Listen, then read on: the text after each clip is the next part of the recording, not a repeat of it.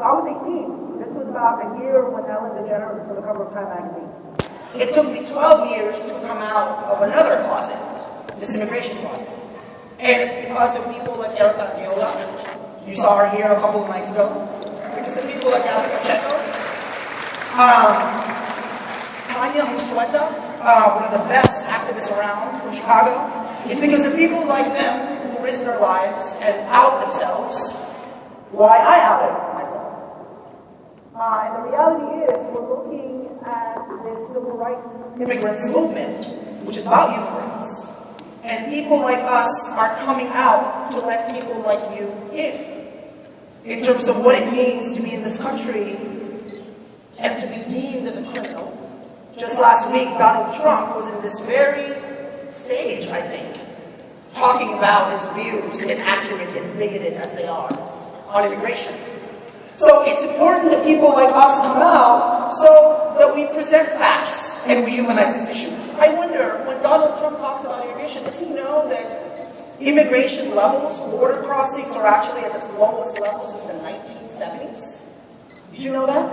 Does the press report that, by the way? Does Donald Trump know, and does the press report, that 40% of the 11 million undocumented immigrants in this country didn't cross that border? They were here legally and overstayed their visa.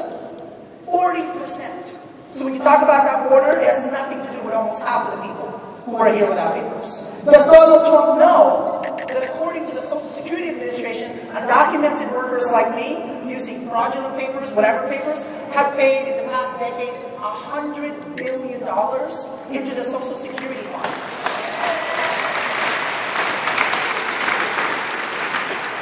I've traveled with an American that's been to 45 states and we 400 events all across this country, and I gotta tell you, it's incredible to hear people say that people like us take jobs from people who we actually help provide Social Security for. And since Donald Trump talks about the silent majority, I want to talk about the very strong and loud majority of over 63% of Americans believe that there should be a pathway to citizenship for immigrants like me in this country. That's the silent and strong and solid majority of this country. You know, sometimes I wonder, and we'll get into it with Governor O'Malley and Senator Sanders, sometimes I wonder, these politicians, do they know where they're from?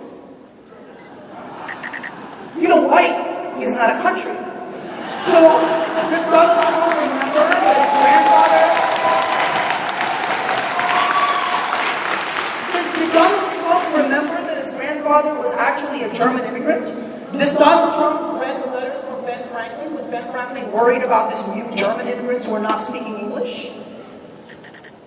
Does he think about that at all?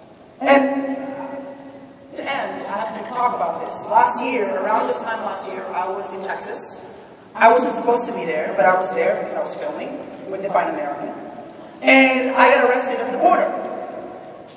Some of you may remember this. I was detained for only 8 hours. It wasn't that long at all. But at one point, when I was in the jail, because they are jails, can you imagine seeing, I think maybe at least 50 to 55 young boys, ages 8 to 13 years old, sitting in this jail cell, looking very confused with me.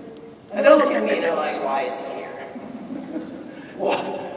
And I remember sitting in that jail cell and I kept thinking, man, like, if these kids had walked from Canada, if these kids were white, would we have allowed them to be in prison and jailed like that? Would we have given them due process of law? Would the media, both left and right, call them illegal? Would presidential candidates actually say that they should be sent back home? Home to where? What does U.S. foreign policy and U.S. trade agreements have to do with migration patterns? Why in this election cycle have we not talked about NAFTA? Why have we not talked about the drug trade? Why have we not talked about the actual roots of immigration in this country? Now, there are a lot of reporters sitting here.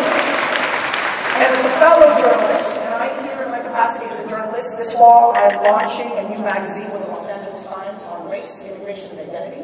It's called urgingus.com, check it out. To all of my fellow colleagues in the media, we cannot allow these politicians, especially the ones running for the highest office in the land, to not contextualize and talk about facts. We cannot allow that. So, thank you for having me here. And I look forward to these questions. Twitter is blowing up. Tweet right away. And I want to welcome Governor